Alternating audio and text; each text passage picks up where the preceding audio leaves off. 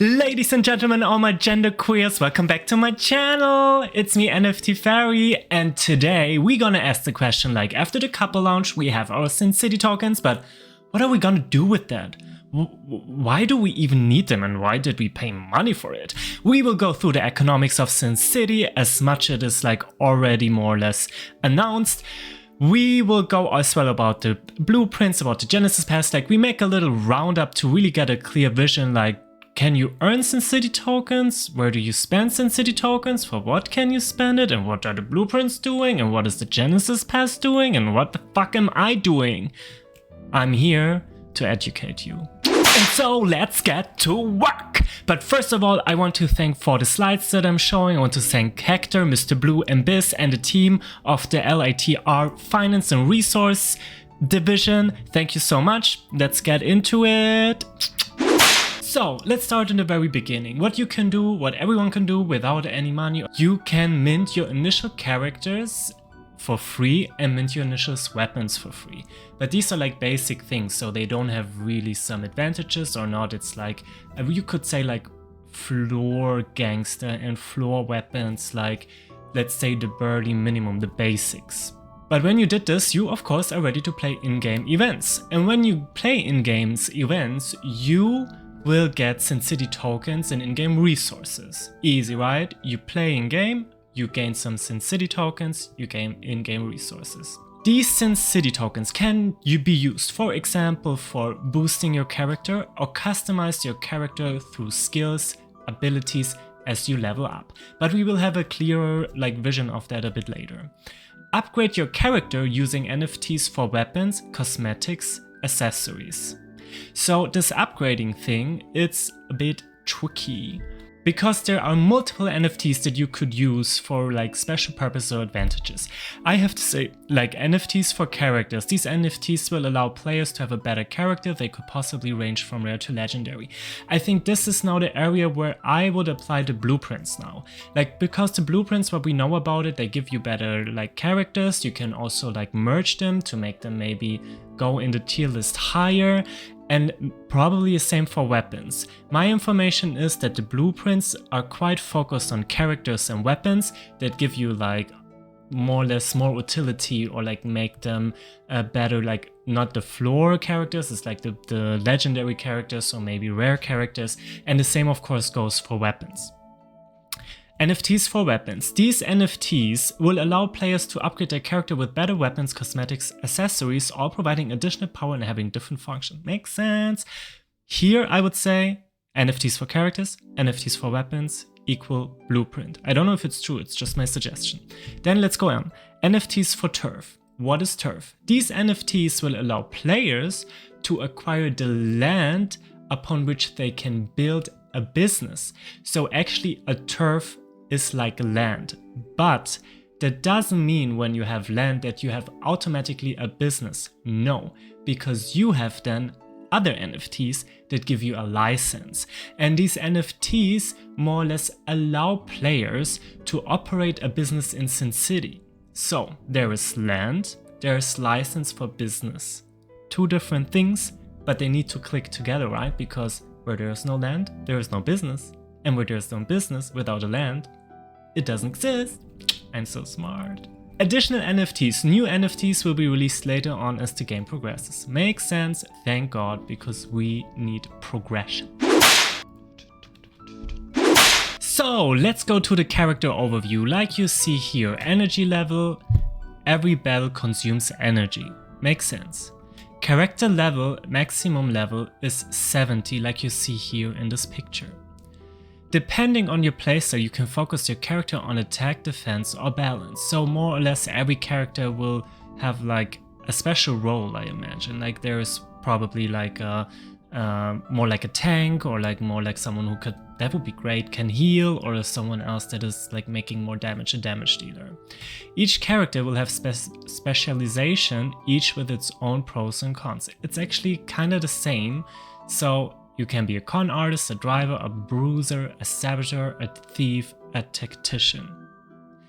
This is all very unclear. I would like to wait for more information. As your character levels up, you unlock a variety of abilities. Burst Shot, Exploding Shot, Provoke, Opportunity Fire, Suppression Fire, Molotov Cocktail, Rain of Fire, Dispel, Paint the Walls. I loved it. Paint the Walls. Are they a graffiti artist or something in the middle of the battle? I don't think so. Support Fire, Lethal Fire, Vulnerability. Each character will have a special skill. The skill is unlocked by the team leader. The battle crew has 4 members, one of them is the team leader. So here I have some question. Does this mean that actually I just have one very strong character, for example one I got through a blueprint, and I have like 4 other free minted characters, but like my team leader who is the blueprint, they are more or less giving them also then more utilities or like more advantages? Made sense, I guess. So, characters can be upgraded using NFTs for better weapon, accessories or cosmetics. Character can also be upgraded by staking Synr. Here we are again what comes to the Synr token. Characters can be also upgraded by staking Synr for better stats, attack, health, defense, better weapons and faster healing. So, what can you do? What do you earn? Like, you earn Synr tokens! Obviously, the Synr tokens you just bought in the Copper Launch or in the IDO. By playing the various events, you will earn Synr tokens. You can use Synr tokens to stake or purchase in-game assets in the marketplace. Then you get XP. You earn XP. Each event will grant you XP, and by gaining XP, your character will level up from level 1 to maximum level 70. Resources. Each event will also grant you resources. We need to know about this more. I hope it will be like kind of a, you know, like crafting system. I love crafting systems. You can use what you earn to buy in-game assets to upgrade your character, to lend it, to stake it. And let's go to like a common, like a more broader sense of the economy. There are multiple ways of earning tokens and resources in Sin City. Grind. The basic way of earning in Sin City is by playing in the in-game events. The daily events, PvP and PvE events, leaderboards and syndicate events. Invest. Owning a business in Sin City, and this is what I actually really would love to have.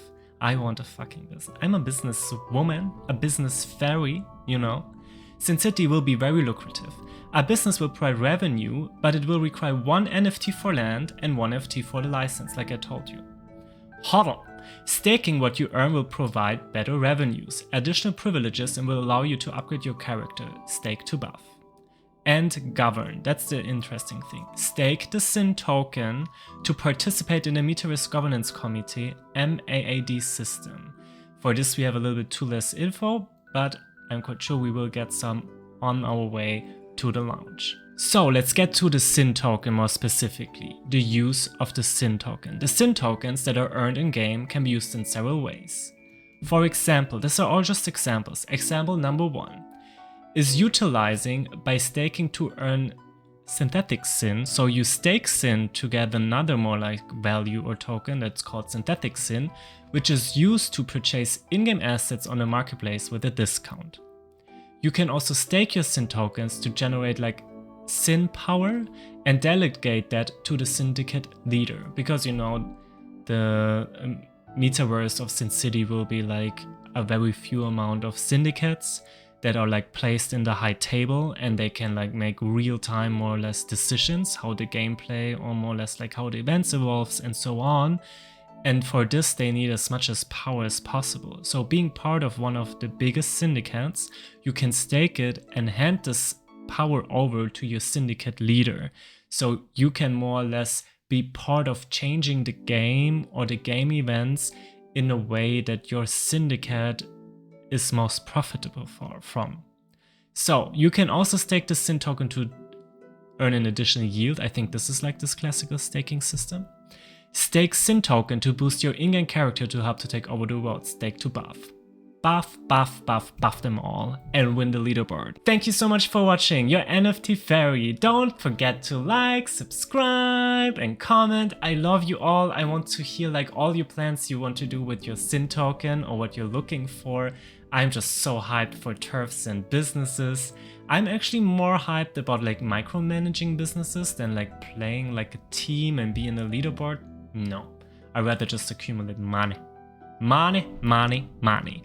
Goodbye! No financial advice. This channel is for entertainment reasons only. Love ya! Thank you for watching and please don't forget to like, comment or subscribe. Your NFT Fairy. Love ya!